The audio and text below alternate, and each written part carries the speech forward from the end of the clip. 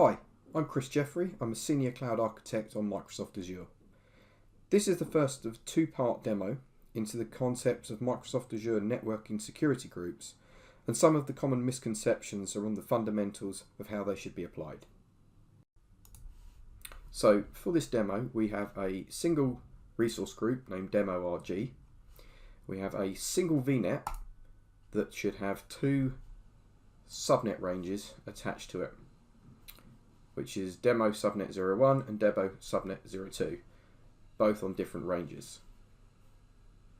If we look back at our resource group, we can see we have demo VM 01, 02 and 03. Each of these has a public IP address assigned. This is so that I can RDP for the demo, and their single NIC interface. We do not have anything else in this resource group. So note that we only have the demo network security groups assigned to the subnets. There are no network security groups assigned to the interface levels of the VMs. And this is the recommended approach from Microsoft. Now, if we have a look at one of our network security groups, so let's have a look at demo NSG 01. We can see that we've got some standard configuration here. So the standard 3 inbound and outbound rules that are assigned by default to any network security group by Microsoft. And then for the demo, I've created the port 3389 rule, which is allowing me to control my virtual machines over RDP. And we have two custom rules. The first being a custom allow rule for port 80 and 22 on any protocol from my source address of 10.0.10.11, which is my first demo virtual machine, to a destination address of 10.0.10.12, which is my second demo virtual machine. These two are both on the same subnet. Then I have a custom deny rule for the same two ports on the same protocol coming from anywhere else in the first subnet range to the destination address of my first virtual machine. Now, a common misconception around network security groups is that in the rules you can list more than one port on a single rule. So for example, we have here port 80 and port 22, but they're both assigned on the same rule with the same priority. Now, another misconception is to do with the way that network security groups are applied. Now, let's just browse to our virtual machine here. So we'll take our first VM and we'll have a look at networking.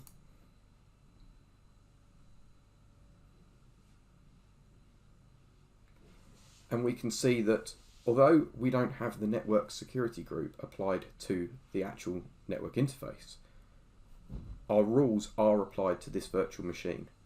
And that's because the network security group demo NSG 01 is attached to the subnet. Now, this will control north-south traffic through the subnet, but it will also control east-west traffic between virtual machines. And this is shown in our rule set that we have here. So just to clarify that point again, if we have a network security group applied at the subnet level, the rules that are in that security group are applied to the subnet and all interfaces assigned to that subnet on a VM. This means that unless there is a specific reason to have a separate network security group attached to a particular interface of a virtual machine, there is no need to have any more network security groups applied other than that of the one on the subnet. So now what we're going to do is jump across to the two VMs that I have in the subnet 01 to show how our network rules are actually being applied. So on both of these virtual machines I have Telnet installed and a SSH server along with IIS. So as an example, we know that traffic based on our rule set should be allowed from DOS 11, which is our first VM, to .12 on port 80 and 22. So if we open up a browser on our first VM,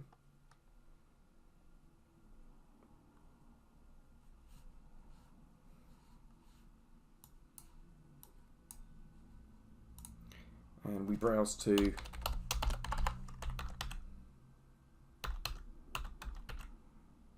the address of our second VM, we can see that the IIS services are up. And we can also do this as another test via telnet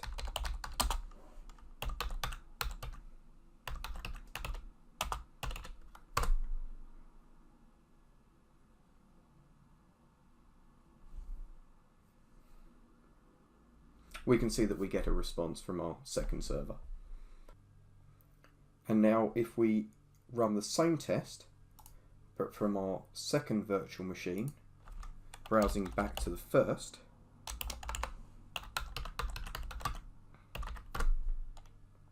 we should see that IIS won't respond. And there we are.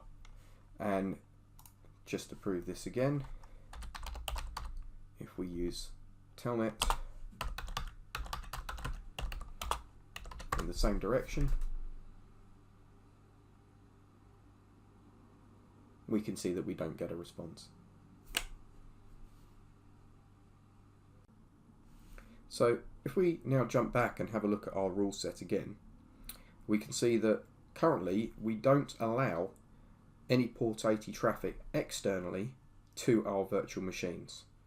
So we can test this theory by trying to browse to the external IP address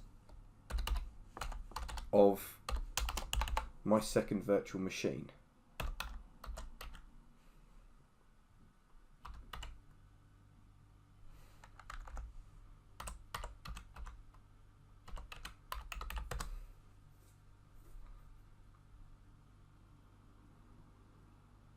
And you can see that we don't get any response. However, if we just minimize this for a second and we create a new rule to allow port 80 traffic, which I can do from a PowerShell command that I have here,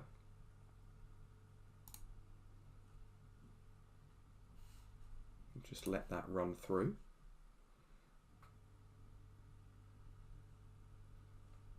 We should see a new rule be created that will allow port 80 traffic to our second VM only. And let's just, there we are. So we have port 80 external allow, and this is allowing port 80 from any source but only to our second virtual machine's address. And although it's showing the destination IP as our subnet, this actually affects the public IP address as well. So if we go back to our session and refresh, we can see that IIS is available. And just to prove this is working, if we go to the address of our second machine, or rather our first virtual machine, we can see that we still don't get IIS. So our rules are being applied correctly, and there's our timeout screen. So as a final test, we're now logged on to demo VM03, which is in our second subnet and is using the IP of 10.0.20.13. And in this example, we can see that we can browse to both IIS servers, and we have a telnet session open to both servers. And this is because in our rule set, we have the default rule by Microsoft, which is the 65,000 rule, which is allow all VNet inbound. And this is controlling the fact that we now have all traffic inbound to our subnet permitted unless we explicitly deny it. So although our north, south, east, west traffic rules that we've applied in the previous demos are functioning, this traffic is not filtered by them as it is already allowed further down the priority list. So to summarise, in the first part of this demo, we've looked at how network security groups can be applied at the subnet level to control both north-south and east-west traffic. And we've used a few demos displaying different ports and different directional control. In part 2, I will look at application security groups and how they can be used to replace multiple rule sets.